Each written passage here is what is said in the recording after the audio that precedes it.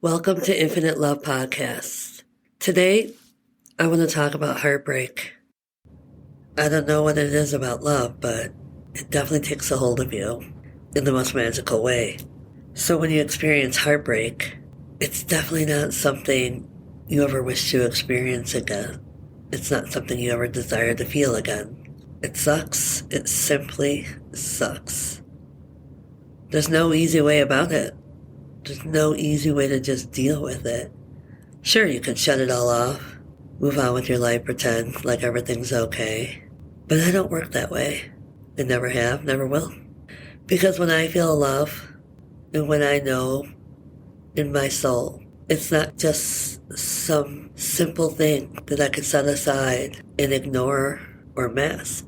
Which is why I'm talking about heartbreak. Because heartbreak never goes away. It gets lighter, it gets easier, but there's something that just simply stays within your heart, and if you're lucky, within your soul. I know for me, it was dark, it was painful, it was laying in bed for days.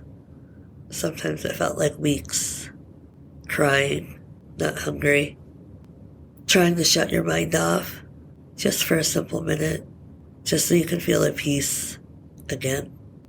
Trying to just roll over and fall asleep, but you can't because your mind is racing, your heart is aching, and you're sad, you're grieving, and you sit in this depression.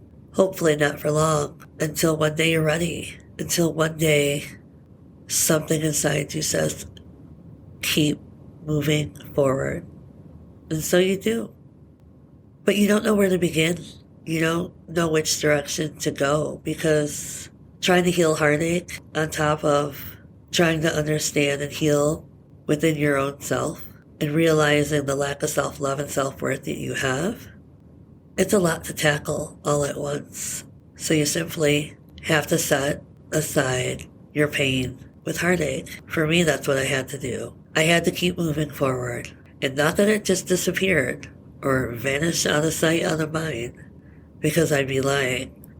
There wasn't a day that went by that I didn't feel the pain, or that a memory didn't pop up, or that 1 minute I'd be smiling over a memory, and the next minute I'd be crying deep within because it hurt. The grief, the loss, it's real. You know it's real when you have to walk away and let go in order to heal and grow for yourself. And that's why I say heartache sucks. Because as time passes and you're doing the healing and growing within, all of a sudden, out of nowhere, you experience a heartache because now you get to relive it. You have to relive it in order to heal it. And in order to heal it, you have to feel it. But this time it's different because this time you're seeing it for what it truly was, not for what you wanted it to be. You see the lies. You see the red flags. You see the moments where you silence yourself because you feared more of losing them and what that would feel like, even though now it's already there. They're already gone. Then you feel the anger, the feeling that you dread the most because you're not an angry person, you're not hateful, you're not resentful, but you know you have to feel it. You don't have to keep it, but you definitely have to feel it. You have to allow yourself to feel angry with them, angry at yourself, angry at life. And then once you finally release that anger, you let it go because you know it doesn't serve your highest good, nor does it feel good. So why hold on to it? What's done is done, so you can't change the past. But right here in the moment as you're healing and you're feeling it all, you're allowing yourself to change your future by living in the present, by feeling it all in the present moment. Allowing yourself to acknowledge that you did what you could in those moments. You understand now why you were afraid of pain, of feeling loss. You realize that their journey is so separate from your own, and that free will is always at play, and that how you felt was real and will always be real, always and forever. And you're okay now. You accept that. You accept that part of you. You forgive yourself. You forgive them. You come to a place where you just trust in timing. And timing just wasn't for us. And that no matter what, You're grateful. In the end, for me, once I grieved, once I felt the anger, once I acknowledged everything I needed to acknowledge and focused more on my accountability for my journey and let go of their journey and their accountability, I held more space for them. I held more love for them. And it's crazy beautiful how much love you can hold for a person. I was able to alchemize the darkness into love, into light. And that is a gift. I'm grateful and thankful and blessed for our paths to have crossed. In part, the heartbreak was a catalyst to my own awakening, to finding my way back to me, to falling in love with myself for the very first time, to embracing life with a full heart, with an open mind, with a loving soul.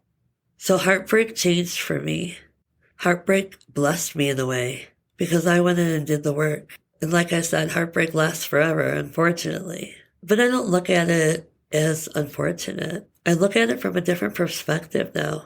I look at heartbreak as a gift, a beautiful lesson that turns into beautiful gifts within. Because now I look at this person with all of my heart and all of my soul. And I love her unconditionally. And I always will infinitely. Because I love myself just as much. And that right there is my transformation. Is how I alchemized the pain of a heartache and transformed it into unconditional love. It always seems to amaze me what a self-healing journey can truly do for a soul.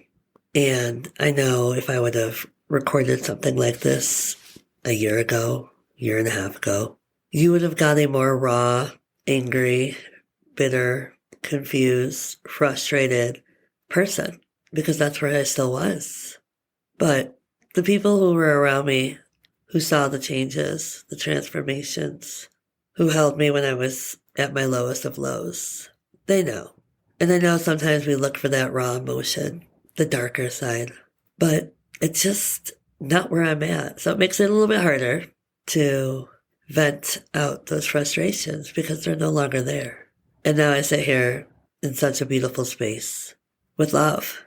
And again, healing is forever, whether that's self-healing, whether that's from a heartbreak. It just feels different as you go through the experiences. You can have months of greatness and then moments where you feel their energy, so intensely and it pulls you, but you trust. You release, you let go, and you trust. I never know what universe is going to throw at me. I'm not afraid anymore. I've allowed myself to simply trust and surrender and enjoy the journey for what it is, for what I'm learning, for what I'm experiencing and feeling every single day of my life. And if our paths ever cross again, great. I would love it. But I don't hold on to expectations. And I don't hold on to those moments. I live my life for me. Because in the end, I had to choose me. I had to love me. I had to value me and see my worth. I think the hardest part of a heartache journey is not knowing when it all is going to hit you. And it wasn't like I woke up every day like, I'm ready. I was so busy digging deep within myself, doing the self-healing work, that I came to a very good place, a very peaceful, tranquil place. Almost too peaceful, if I'm being honest. And my world was feeling a little chaotic. And it had nothing to do with the work I was doing within. But just out of nowhere, it's as if I felt this painful energy surge through me.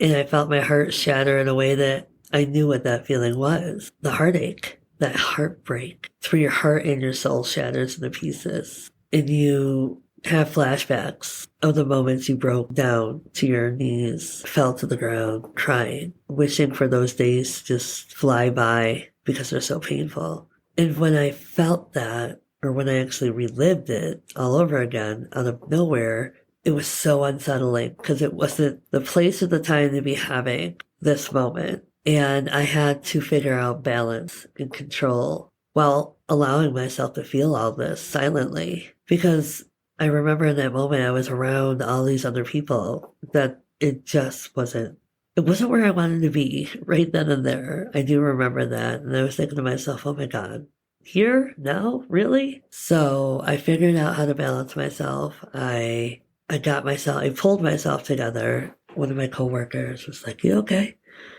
And tears, crocodile tears just poured out of my eyes. And as I'm saying, I'm okay, but internally knowing and processing where this is all coming from, but not really able to express it to them. But as I'm speaking, those moments where you're talking and you can hear your voice crack, and then game over. Once your voice cracks, And I just was trying to get myself together just enough to be like, okay, I'm gonna need time to myself here. And I couldn't. No matter how hard I tried, I can kind of giggle now because I can only imagine what it felt like for them to experience that. Because here I am, like, just having this breakdown of emotion out of nowhere. Everything was all giggles and laughter right up until then. And it's as if I could feel all this energy intertwining. And finally, when I got myself together, I sat with it. I went to bed that night, processing it, allowing it to happen. But I was a little bit better, not realizing that that wasn't it. There was more to come. And sure enough, as the days and weeks followed, all these emotions, all these conditioned thoughts that I had been working on, just not so much with the heartache part, flooded back. Every memory, piece by piece. So there I went down the rabbit hole of healing this broken heart, of allowing myself to sit with every single feeling that was once suppressed or manipulated to be suppressed because they were afraid I would hate them. They were afraid that I would hate them so much. And by presenting this to me, I held on to that because I didn't ever want to break them, even though my heart got broken. So by suppressing those emotions of hate and anger for so long, I had to feel them. And once I did, I realized that I don't align with those feelings. I knew I wouldn't, but I had to feel them in order to heal, in order to move forward. And it wasn't pretty. I didn't like it. But I'm grateful that I did allow myself to feel everything. It was exhausting. And amongst sitting through all those emotions, while still doing the self-healing journey, while now becoming more creative with my passions, exploring new passions, I felt like I was juggling so much. And up until then, before this experience of reliving all the pain, all the darkness, like I said, I felt a little balanced. I felt tranquil. Even though my world around me was a little chaotic, within I felt very at peace. And I know that's because I was doing the work. And maybe the universe knew I was ready. My heart and soul knew it was ready. It was time. It was time to allow myself to truly feel everything and heal. And I chose to do it. I knew I had the strength to do it. I knew I wanted to. I knew no matter what, I didn't want to feel the negative emotions. I'd rather feel the positive, the beautiful, to see the beauty and the light beyond the darkness. Because that's just who I am. And I'll never apologize for who I am or what I desire in life. I'll never sacrifice pieces of me. I know exactly who I am now. I know exactly what it is that I'm aligned to, what it is that sets my soul on fire. And by doing all this work, it's amazing the newness, removing what no longer serves me, whether that's things, people, places, whatever I don't align to, I've simply just let go and remove with gratitude, with love. But I desire new. I desire happiness, to see the world, to be independent, to take all those risks I never took before because of fear, to take steps in any direction. And if it's not the right direction, it's no longer rejection, it's just protection. And I love it. And I respect it. And I align to that. I just let go, release, surrender, and trust. And I turn the darkness into light and utilize these lessons for my own well-being, for myself. You see, I could live this old world, this old pattern, and repeat these old cycles and hold on to that darkness. Or I could break these patterns, break these generational curses, help heal the wounds I carried for so long, and live in this state of positivity because I align with that. Because it brings me joy and it brings me blessings every single day, no matter what it is I'm experiencing. As long as I stay true to myself and allow myself to feel the things I need to feel when they come and no longer shove them down. But remember this, I also listen to my intuition and I use discernment. And if I know that I am not in a place where I can do any type of work, I don't. I won't. I won't force or rush any process because my well-being, my self-care, my self-love matters. And I know that I have moments later, or I have the next day or the next week or the next month.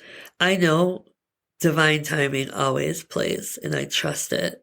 And I think this has allowed me to embrace with an open heart and an open mind and an open soul of the self-healing journey by trusting in divine timing, trusting when things are supposed to happen and when things aren't, listening to the lessons within, learning from them of what it is I need to work on, reliving certain feelings because those wounds are still there, whether they're there to work on, heal from, or whether they're there to remind me of who I once was and who I am now. You see, always finding a way to turn that darkness into beautiful, beautiful light. And that's what heartbreak taught me. That's what this entire self-healing journey has taught me. It's taught me to see with love, to feel with love, to be love. And I will never apologize for who I am or how I love. Just like my past, and just with heartache, I have no regrets. I don't sit and wish I could turn back time and change anything because it simply got us all here today to where we're at. So